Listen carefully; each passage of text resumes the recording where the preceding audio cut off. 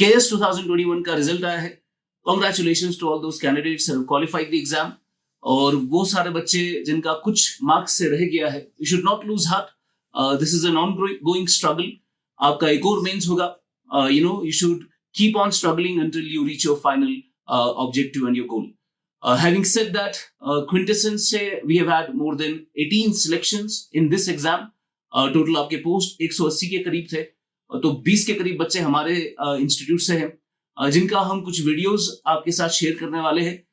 ये उनके कुछ इंटरव्यूज हैं जो ऑलरेडी सिलेक्टेड कैंडिडेट्स हैं. Hope you enjoy the session. नहीं, यही वाला आपका अटेम्प्ट है. I think so. They'll if they don't select you, it's not going to be a loss for you. It is going to be a loss for the administration. That's what I can tell you. Please introduce yourself. So my name is Aparajita Aryan. I am from District Jammu. I have done Bachelor's in Commerce Honours and Master's in Economics, both from University of Jammu. So thereafter, I started to prepare for Civil Services examination. So my interests are dancing and working out. And apart from that, sir, I love to spend my leisure time with family and friends.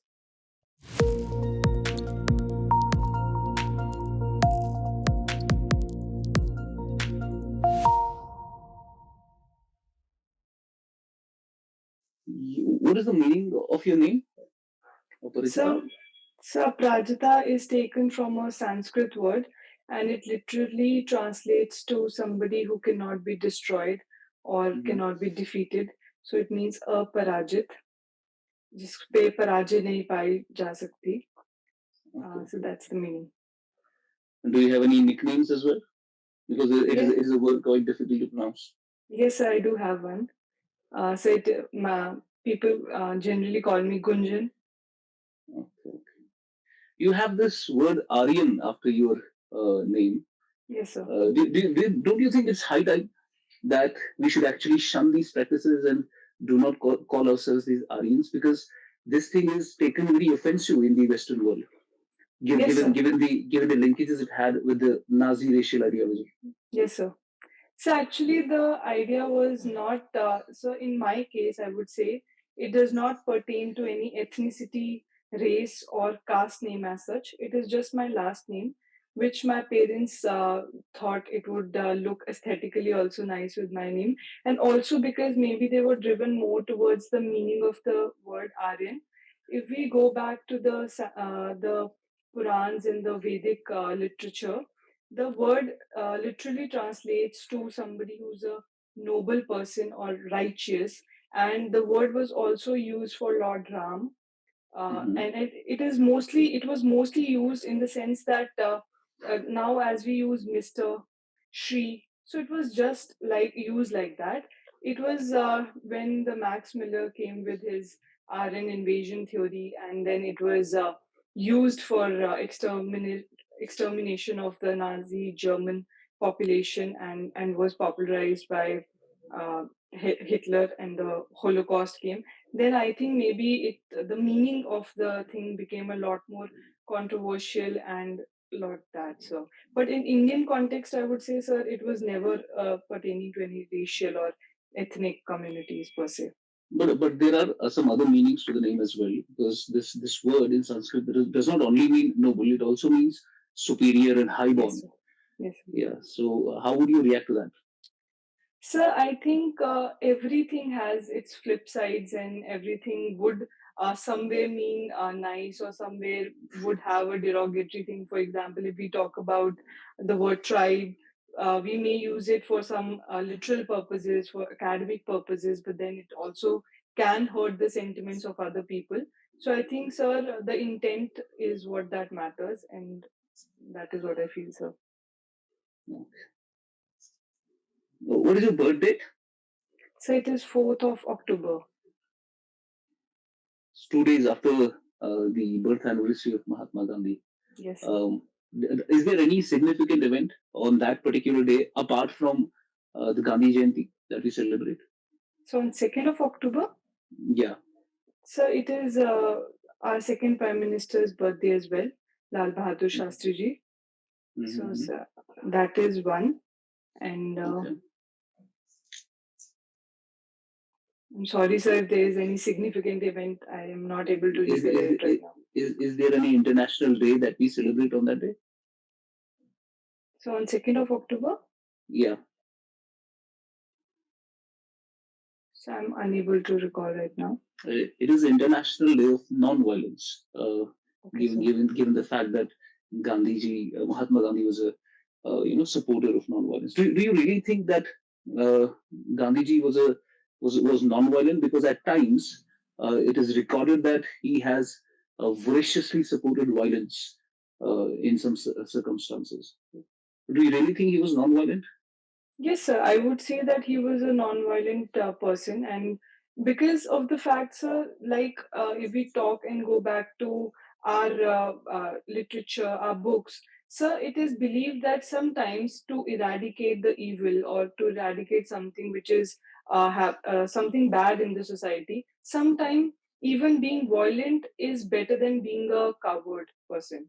So I don't think in extreme situations when you need to be taking a stand, and if you don't take a stand, be a coward. So I think it is not very advisable. So sometimes even violence can be something that you can take up, but not in the normal or daily routine or any place where we have alternatives to it.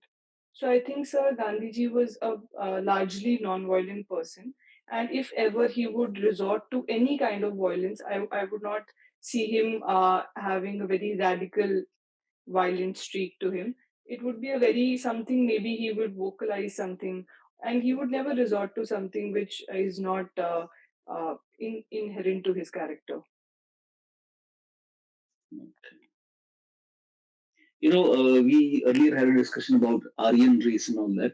Gandhiji was also a believer in the Aryan Brotherhood, and in that context, do you think that he was a racist somehow?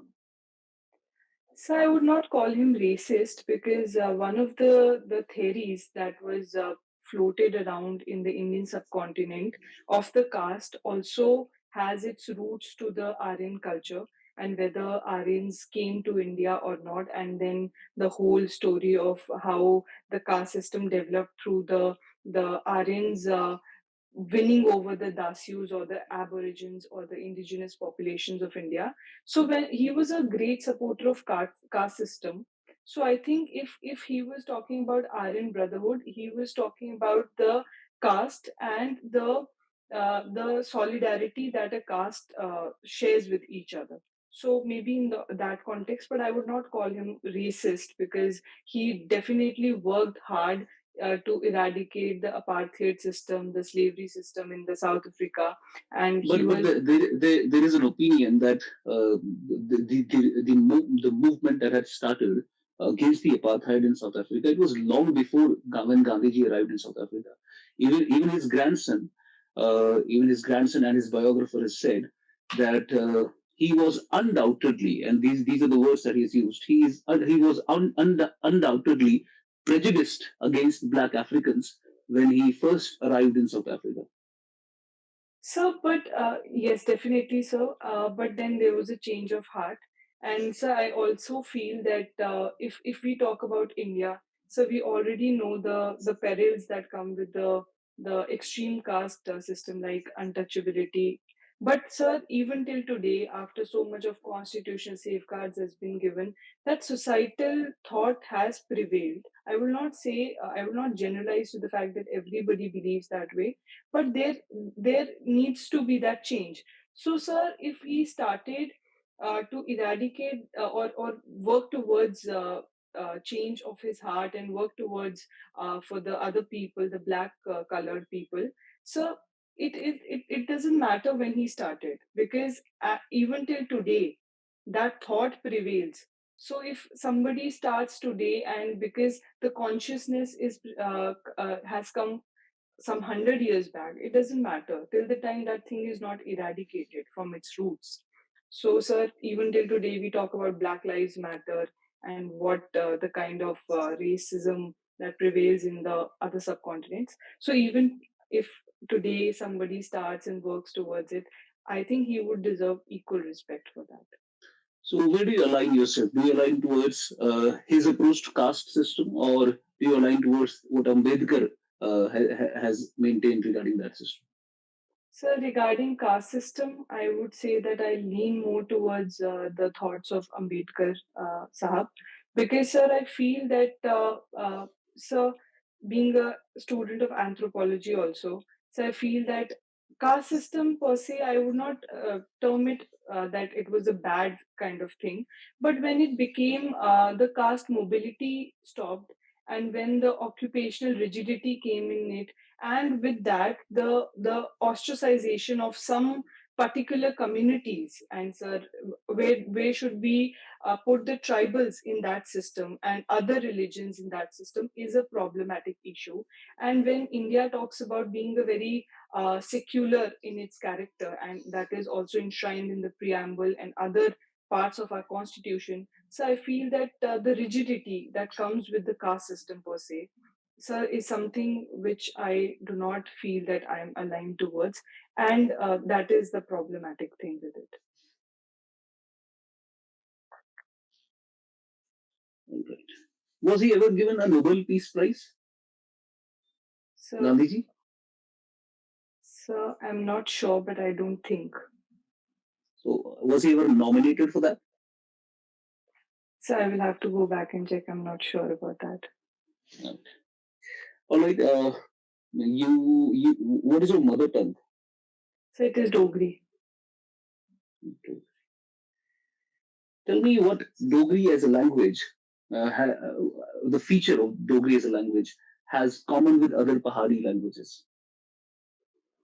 So they all come from the basic Indo-European and Indo-Aryanic languages. So that is Mhm. one thing that is common. Apart from that, sir, I would say the root words. Some root words are similar between these Pahari languages. The tonality, I would say, that is also similar. So if I am talking to somebody who's from maybe some other Pahari language, I'll be able to understand because the root words, the tonality are more or less similar to each other. Okay, can you name any Dogri, famous Dogri poet? Yes, sir. So, Padma Shri Padma Sachdeva ji, she has Mhm. been a great poet, and she has written many poems like Meri Kavita, Meri Geet. So then we have the father of Dogri language, Ramnath Shastri ji. He's also received the Padma Shri. So we have Nilambar Shiv Sharma ji also. He's also Padma Shri. Are you aware of this book that was recently released by LG in the UT of Jammu and Kashmir by the name of Udan Khatola? So I think I read about it somewhere, but I'm not able to recollect it right now. Can you tell me, is Dogri part of the 8th schedule? Yes, so it is part of the 8th schedule. Which amendment added Dogri into the So 8th schedule? so it was added via 92nd Constitutional Amendment Act of 2003 with three other languages. So Which language? Mhm. Maithili, and Santali. You're a master's in economics from Jammu University. Yes, sir. What inspired you to go for economics? So when I took commerce in my 11th standard, so economics Mhm. was one of the subjects. And so even after my graduation, I wanted to go for economics honors only. But at that time, University of Jammu wasn't offering any course like that. So I took bachelor's in commerce honors. But sir, I had that instinct of studying economics from the higher secondary itself. So why didn't you take economics as your optional in JKPSC? So, in 2018, I completed my master's, and that time there were two subjects. Before that, there were two subjects. So I thought one would be economics, and other would be some other subject. So I thought maybe anthropology. But when I began to study anthropology, sir, I feel a lot of my interest grew in the subject. So I wanted to further pursue that subject for my optional. Okay. Is it because of your interest or anthropology being one of those optionals that are more scoring in nature? So, scoring, I would say even public administration is scoring. sociology is a scoring subject, but that wasn't the idea behind that. Anthropology aligned with my interests because I feel that I wanted to study about the tribal communities. I wanted There was a biological part attached to it, so uh, I was lean towards. I thought that it would suit me, and sir, I think I wanted to study about some social studies subject. I wanted to study, so I thought it Okay, was given. tell me how your background in economics has helped you in the study of anthropology. So, economics is all about making choices in the scarce resources that we have. And so, when we are talking about humans, a very big part of humanity and everything, be it its environment or anything, is how to harness those resources for the humanity. So, economics is something which has to come when we are studying the resource, the optimal utilization of it. So I think when we talk about tribals or the modern societies, how the economics has shaped their environment, their ecology, the way they live. So I think it's all economics. Okay, let's see. Let me ask you some questions about economics. Can you define very precisely what a demand is? Sir, demand. I would say, sir, something which is needed by or required by the society would be demand.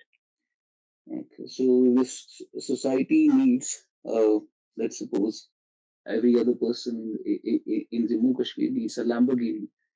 Uh, would you consider that a demand? No, sir.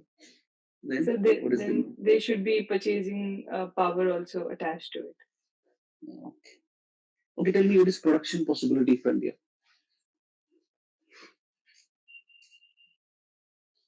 Sir, I'm not able to recall the phenomena properly, but sir, I think it is about if there are two things in an industry. If I talk about at micro level, if there is product A and product B, I think, sir, the I'm sorry, sir, I'm not able to recall properly.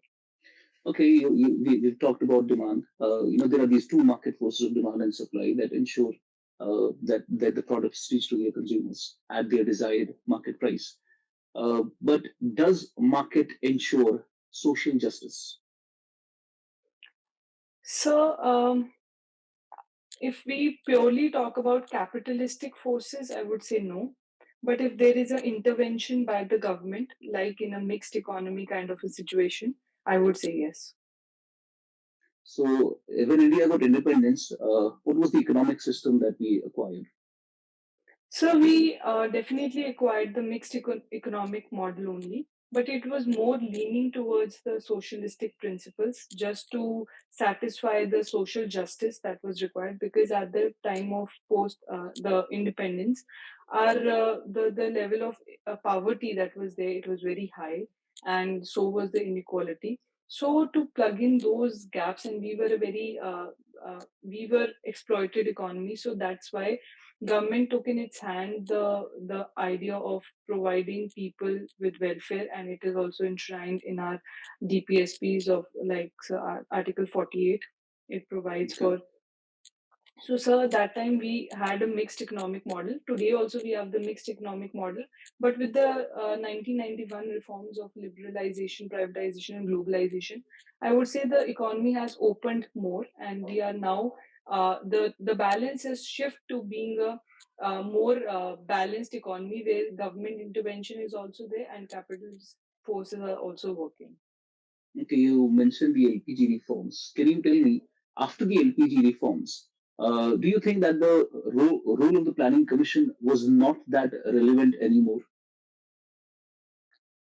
So I would not say that because, so as we say that Niti Aayog today is also a, s- a an organization that has taken on the role of planning commission with a little more organizational hierarchy, a proper vision, I would say. But sir, planning commission or be it the Niti Aayog today was always leaning more towards how the government has to act as a facilitator. So maybe after that, the government acting as a regulator would have stopped, but the facilitative action of the government has not stopped until the time the government, we are a mixed economic model where a government has taken on the responsibility of the welfare of its citizens. I think the role of organizations like Planning Commission and Niti Aayog would not be undermined in any way. Okay. You mentioned Niti Aayog. There was this independent evaluation office, which was actually the brainchild of Planning Commission in 2014, which sent a report to the Prime Minister's office that we should abolish the Planning Commission and create a Reforms and Solutions Commission that would be not interfered by, and there would be no ministerial interference in that Reforms and Solutions Commission. And it was this report that was cited by the government, when they abolished the Planning Commission and created the Niti Aayog. And critics say that they cherry picked some of the suggestions given by the Independent Evaluation Office and then created this Niti Aayog, which is in reality another Planning Commission. So basically, it was Planning Commission replacing Planning Commission. What do you think about that? So I'm not fully aware of the whole report, but as the working of Niti Aayog, I would say, sir, mostly maybe in some ways because it has also been created by an executive resolution. So in that way, it does not hold any powers like the Finance Commission or other constitutional bodies. Maybe yes, but sir, the kind of organizational setup that Niti Aayog has brought with it, for example, now we are not only working towards a 5 year plan, but we are having a short term, mid term, and a long term planning process and a development agenda. So that aligns more towards a continuity in the policies of the government also. Apart from that, sir, the wings of Niti Aayog, it provides a lot of organization. For example, there is a technical wing, then there is a planning wing where there is more federal character also enriched in the Niti Aayog. Today, the ideas of states are also taken by Niti Aayog a lot more. So I would say there are a lot of Okay, can you tell me how Niti Aayog ensures or promotes cooperative and competitive federalism? so many of the indices are taken out by Niti Aayog. So, sir, they help in both competitive as well as cooperative federalism between the states. Then Niti Aayog assist different states with their planning and with ever kind of expertise that they require in different Does fields. it also help in the startup ecosystem in India? Yes, sir. Okay, give me some examples of that. So, one of the schemes is the Atal Tinkering Labs and Atal Tinkering Innovation Mission by the Niti Aayog. And then, sir, there is assistance that is provided to the states in their own state government schemes also. Okay. You mentioned the planning process and the 5 year plans. Uh, Apart from the 5 year plans, what other type of central plans has India gone through? So there were rolling plans where the 5 year plans were not in, could not be implemented in those years. So we had What, 1 year. what is a rolling plan? So Economic, in technically speaking, what is a rolling plan? So it is a very I would say 1 year plans. For example, in 1978 to 1980, I guess there were no plans that were because of the coalition governments and the political instability. So there were 1 year three plans that were made in a go, and there was no 5 year plan at that time. So there was no midterm strategy, but only But why do we annual call it a plans. why do we call it a rolling plan? So What because does it okay? sir, sorry, sir. So it can be transitioned into a 5 year plan if needed, and Are if you it, sure? Are you sure about that? so I'm not sure. Because rolling plans are also known as continuous plans. How are they continuous? So I'm sorry, I'm not able to recall. Okay, so my question was, apart from the 5 year plans, what other types of plans we have? So you mentioned rolling plans. What else?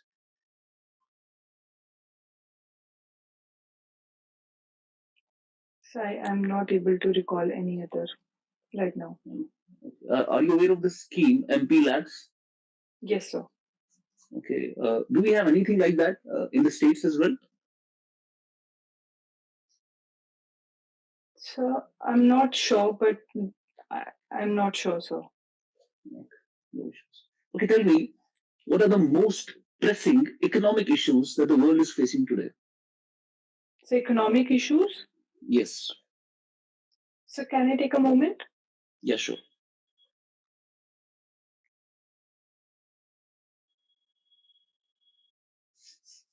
Okay, sir. So I feel that first would be the recessionary trends that the world is facing because of the intricacies in the and interlinking of supply chains today, and with it the capital flight risk and the inflationary trends that are building. So I would categorize it as one of the world problems today that we are facing. Second, I would say, sir, gender inclusivity, because we know that a lot of economic activities are taken out by women, and many of them are not counted. And a lot of our GDP can improve if we talk country wise also, if we include the gender aspect to it. So I think that would be the second economic problem, how to account the role or the activities taken out by the women at world level. Third, I would say, sir, environmental accounting also, sir, because there is a lot of challenges on the economy.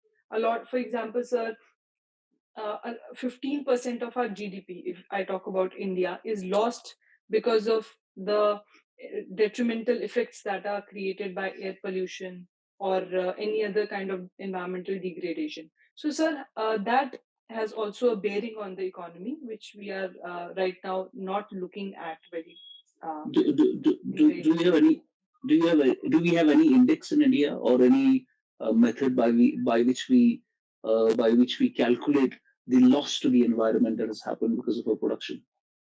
So, world over, the economists and international organizations are trying, but as such, we do not have any. We have green accounting, and we can take in the factors of environment, but as such, they are not implemented in the calculation of GDP. Aren't you aware of the gross environmental product that was adopted by Uttarakhand recently? I'm sorry, sir, I'm not aware of that. Okay. You mentioned GDP. There's always a gap when the statistics comes out. There's always a gap between what the GDP tells us about the economy and what the GVA tells us about the economy. Why is there a gap between widening gap between GDP and GVA?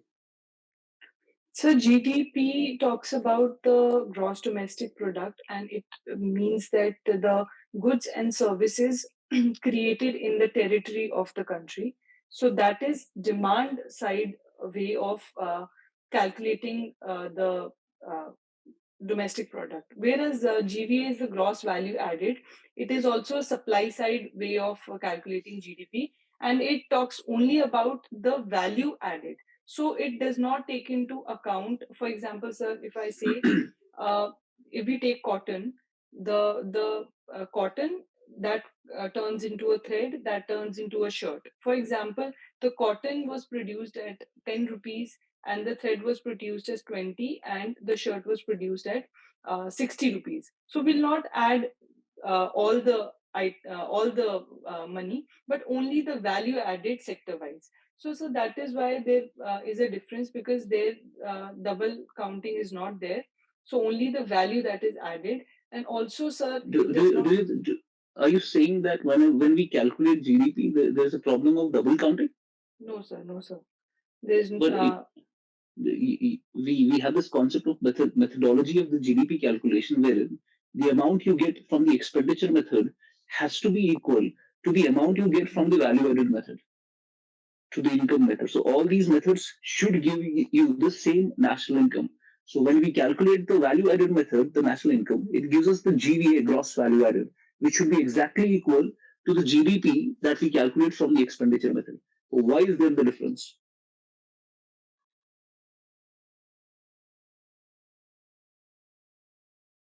So maybe it is because of the taxes and the subsidies that are added and subtracted.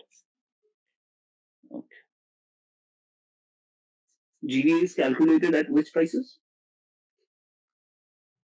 So market prices.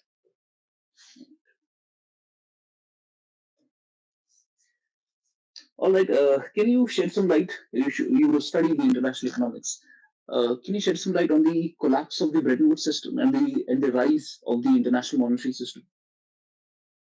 Yes, sir. So after the Second World War, uh, so I would say after the First World War, the economy, First and Second World War, the economy had got into a lot of economic recession. There was economic recession seen in Europe and other parts of the world. So there was the system of how to now bring a foreign exchange stability in the economy. So Bretton Woods system was it came into being where we first in earlier sir we tried to peg the world currencies at gold, and that gold would be pegged to the US dollar. So that was the system that came out as a as from the Bretton Woods system. So our So currencies will be pegged to gold, and gold will be pegged to dollar. sorry sir, dollar is pegged to gold and our currencies are pegged to the US dollar. And what So was the exchange rate of dollar into gold at that time? so it was So I'm sorry, I'm not able to recall the exact figure. But then, sir, the Bretton Woods twins were born also, the IMF and the World Bank, because of the to further our uh, process towards foreign exchange stability. And ever since that time, sir, IMF has worked towards bringing economic stability, foreign exchange, and if there is any collapse in the any economy, then IMF comes to the rescue so that there is no across the continents or across the border issues faced by that. So Can IMF, can can, can you tell me what is a World Bank group? yes, sir. So it has IBRD, International Bank for Reconstruction of Developing Economies. So then I think I'm sorry, sir, I'm not able to remember the other parts of it. There's an institution which is part of the World Bank group by the name of IFC. Are you aware of that? Yes, sir. International Financial Commission, sir. I guess so. I'm sorry, sir. So IFC recently has come up with masala bonds. Okay, sir. Elaborate on that. Some masala bonds, sir, are they are sir rupee denominated bonds. In case of India, they are rupee denominated bonds. If, for example, if any foreign country wants to invest somewhere, rather than doing that in dollars, they can do it in the home country's currency. So this will in turn increase the foreign direct investments and foreign investments in different countries. So. Are the private players also eligible for issuing masala bonds? So I think there was some recommendation like that, but I'm not sure whether that has come into practice or not. Recently, government has issued for the first time in India sovereign green bonds. Are you aware of Yes, that? sir. Yes, sir. RBI has launched. Okay. Um, Elaborate on that. What are sovereign green bonds? So the word sovereign would mean mostly by the government, and so green bonds means which are made for environment, which are taking into account the environmental consciousness. So if there are any projects that are made using the environmental consciousness in mind, or if there are any, for example, sir, if there is any project for renewable energy, so that can suffice for taking loans under sovereign or investment under sovereign green bonds. So sovereign green bonds are issued in India or outside? So they will be issued outside. You have mentioned about uh, RBI. Tell me, how does RBI control the money supply in the economy? So RBI has a monetary policy like government has its fiscal policy to maintain the credit flow in the market. So there are various mechanisms that are used by the RBI. For example, we have the repo rate, we have reverse repo rate, we have cash reserve ratio, statutory liquidity ratio, open market operations. There are many mechanisms that are used by the RBI to maintain, either inject or suck out the liquidity from the market. Okay, recently RBI came up for the first time with this operation known as the Operation Twist. Are you aware of that? Yes, sir. Please elaborate. So it is the simultaneous sale and purchase of the government securities, sir. But I'm not too sure which one, whether they purchase the long term, and so I'm not able to remember that, sir. Okay, in the SLR, the banks have to keep a certain ratio of their NDTL into some specified assets. What are those assets? So they are a mix. They also have they can be treasury bills, they can be state development loans, they can be gold. So all of that. So, practically speaking, does RBI let the banks put their SLR in gold? So I'm not sure about that. All right. My last question regarding comes to you is, what is a digressive taxation system? Regressive, sir? Digressive. I'm sorry, sir. I'm not aware. Okay, your optional is anthropology. Is that right? Yes, sir. Okay. Okay, tell me, how is linguistic anthropology different from linguistics as a science? So, linguistic talks about when we study the languages. So, what are the structure of languages? What is the function of languages? For example, how the grammar is used, what is the syntax, what is the lexicon? This all comes as a part of linguistics. But when we talk about linguistic anthropology, we are only trying to study how language has been utilized by man or the societies to express or functional utility of the language. Okay. Have you studied evolution? Yes, sir. Okay. Are you a religious person? So I would say not much, not to the point where it becomes ritualistic, but I think it has a therapeutic effect on me. So it is like that, Do, emotional do, and do, therapeutic. do you believe there is any creator to the universe? Who's created the entire universe and whatever it is it in? Is it in? So this is a very complex kind of a question. Uh, so I don't believe, uh, I don't lean towards this thought much, but I don't know when there is a change of heart. So you don't believe there is a God? So as I said, I think it has a more emotional and therapeutic effect on me. So whenever But I feel, as that's fine. The belief in God has a therapeutic effect. It helps you spiritually and emotionally. But as an entity, do you believe in God? yes, sir, so I believe in God. I feel that whenever I feel insecure and there is some kind of anxiety, so I think that I try to remember God and I try to heal myself through that. Okay, so if there is a God, the creator of the universe, and how do you settle that issue with the Darwinian view of the world? So as I said, I am not too leaning towards the idea that God created this universe, but at the same time, sir, we could say the kind of sir, as we know, the whole evolutionary how the evolution must have happened from a single celled bacteria to varied kind of life that is there today. But at the same time, sir, if we talk about of uh, of how these miraculous interventions have happened. Maybe there is some divine uh, power that's working, but I'm not very leaning towards that thought. I Okay, think what are the drawbacks of the Darwinian theory of evolution?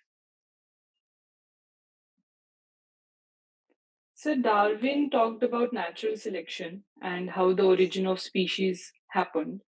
So, so I think survival of the fittest and the ideas were very novel at that time. And but at the same time, sir, how the man has manipulated the environment around it. So I think that was a miscalculation on the part of Darwin, that it's not only survival of the fittest, or how the arrival of the fittest has happened. Now today, man being not very powerful as a creature, but also has tried to dominate the world and is successfully reproducing, despite there are so many odds against it. So that manipulation, the technological aspect, I think, was miscalculated in his theories.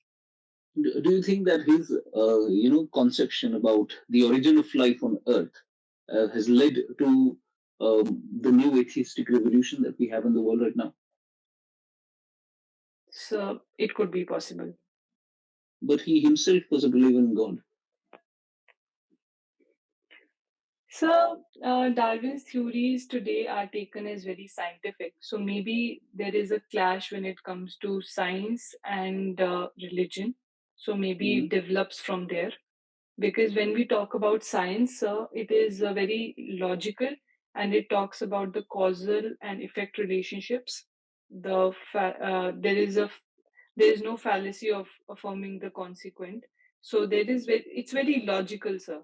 But when we talk about religion, sir, and science talks about naturalistic phenomena, something that we can s- if we do an experiment, for suppose, it has to come with a very universal result. So, sir, religion is different than that because it talks about supernatural and beliefs in supernatural beings. So I think there is that conflict that comes with it. Where do you see yourself? Do you more so tend towards the naturalistic idea of the universe, or somehow which is related to the consciousness of the universe as well? Sir, I would say that for the creation of universe, I would say I lean more towards the scientific idea of it. But sir, if I have to talk that, sir, religion is very important because it gives us morality, it gives us that consciousness of right and wrong. So for that aspect, I would say I lean towards religion, but creation of universe, I would say, is a science. So, what is a black swan problem in science? So I'm not sure about that. Can you shed some light on the comparative anatomy of man and apes? Yes, sir. So man diverged from the line of ape around some 1.6 million years to 2 million years ago. So, sir, there's a lot. Sir, did you say comparison between the Yeah, two? yeah, yeah, yeah. Okay, sir. So I think there is a lot of similarity as well as divergence between the two. For example, the cranial part and the postcranial features, most of them are very similar to that of the ape. But sir, when we talk about the divergence, there is so the brain has developed a lot more. So the cranial capacity has improved, and the jaw size has reduced, the prognathism on the face has reduced, so the size has reduced. We have now become more bipedal as compared to the arboreal uh, parentage. So, sir, similarities, I would say that even today, even they have a lot of similarity with us with the use of the hands. So they can also use their hands, like not with that precision, but they can also use. So there is that. The digits of the hands and the feet anatomy, hand anatomy is more or less similar. Then the sir, so Okay, fine. Give me three of the biggest problems that the tribal communities in India are facing right now. so can I just recollect my thoughts? Yeah, sure.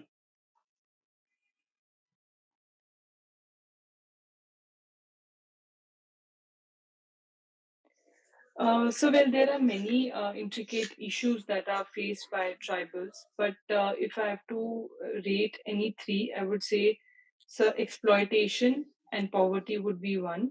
Mhm. Second would be, sir, I would say the industrial nomadism and that labor, the kind of labor intensive work that they are doing. That would be second.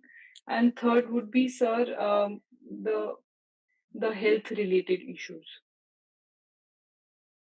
And how would anthropology help us in tribal development? So, anthropology has always mastered the studies of tribes, and through its action in applied anthropology, we have seen a lot of success also, and a lot of work that has been done in the tribal issues. For example, sir, there was a Khaka committee which talked about a lot how to utilize the tribals into the mainstream, and so there has been long debates whether it was the Warrior Elwin debate or whether when the tribal subplan came, it was the brainchild of the anthropologist.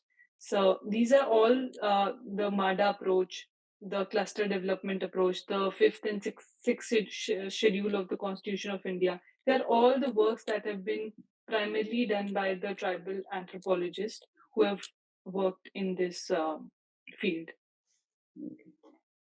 Okay, what is cognitive anthropology? So, cognitive anthropology talks about the cognition or the unraveling the human mind and what and how humans see, interpret things around them. So, it came in the late 19th, 20th century, and Mhm. it took the subject more from a materialistic aspect to the non-material aspect. For example, earlier theories were more based upon the visible cultures. For example, the evolutionist theory, how the transition from savage to being barbaric or civilized happened. But in cognition, we were talking more about the inherent values, belief systems of the cultures, and how they were responsible for framing or evolving of the cultures. Okay, so Aparajita, Yes, sir. Aparajita. Okay, your hobby is debating, and what did you mention earlier? So dancing and working out. Dancing and working. What kind of dance forms have you studied and have you acted in? So I have learned Kathak, sir. Shed some light on the origins of Kathak. So Kathak's origin dates back to the Mahabharat, the times of Mahabharata. So that time, sir, it used to be a village kind of a dance where the villagers used to move around and used to tell the stories. So Kathak also means Kathakars, and it has come from the word Kathakars, which means storytelling. And so then in the ancient times, it became a temple dance with the not with the religious aspect being involved into it. And when sir it when the Mughal era came, it got a lot more Persianized and Persian elements got infused. So the grace and the poise that is there and the Sufi elements also got involved with it. So in the Bhakti times, it was also used. In the Sufi times, it was also used. And then, sir, in the British times, there were no support that was given by the state. So, sir, it became a lot more localized. That is where the idea of gharanas came in. So, the three gharanas, the Jaipur, Lucknow, and Banaras, came at that time. And so I would say after the independence, the right kind of support has been given to the art form, and now it is supported and so it is one of the eight classical dances and the only one from North India. Since you also like debating, uh, can you talk for? I'll give you a topic. Just talk on it until I stop you. Fine. Yes, sir. Animals should also enjoy same human rights. So can I take a moment, please? Sure.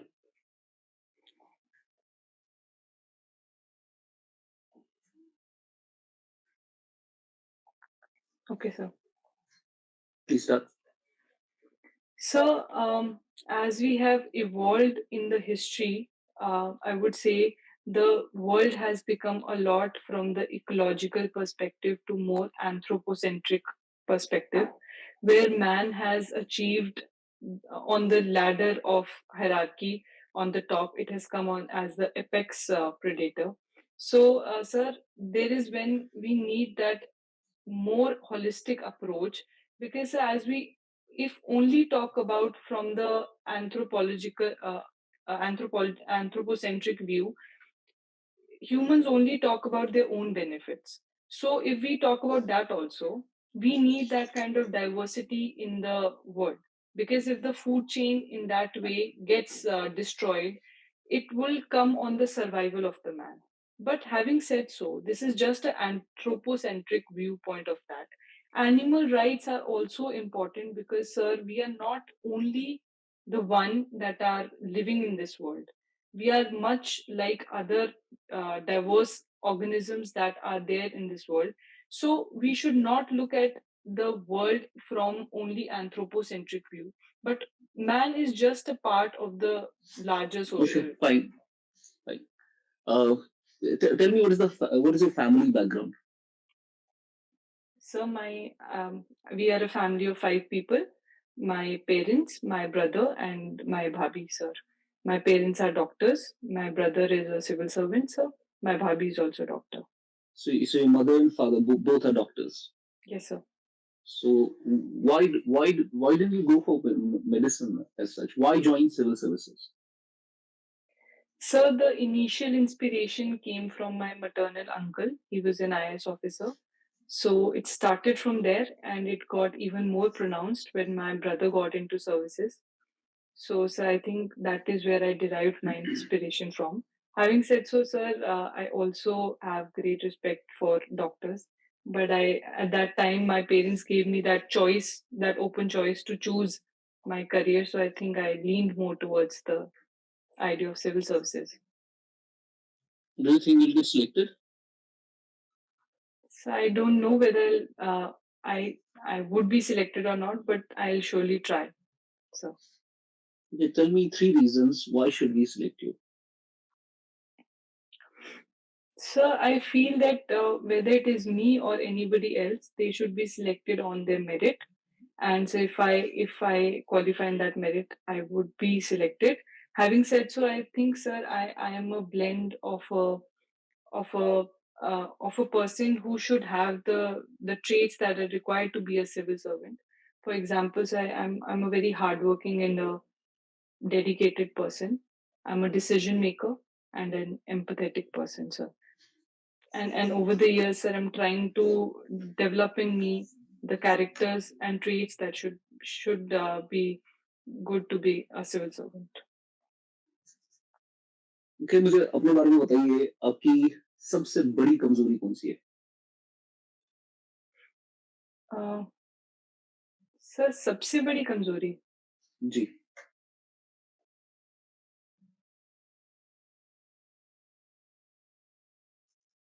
Sir कभी-कभी मैं बहुत perfection के चक्कर में ना, sir जो एक good होता है ना, उसको इग्नोर कर देती हूँ।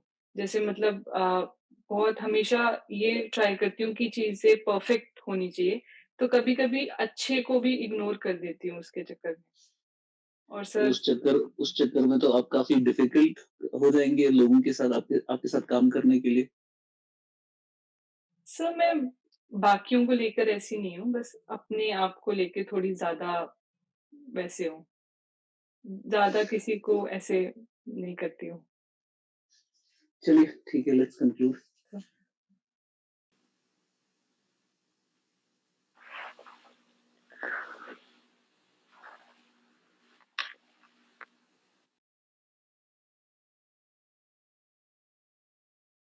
ऑलराइट, कैसा लगा आपको? How was the interview? So interview, I think it was great, sir.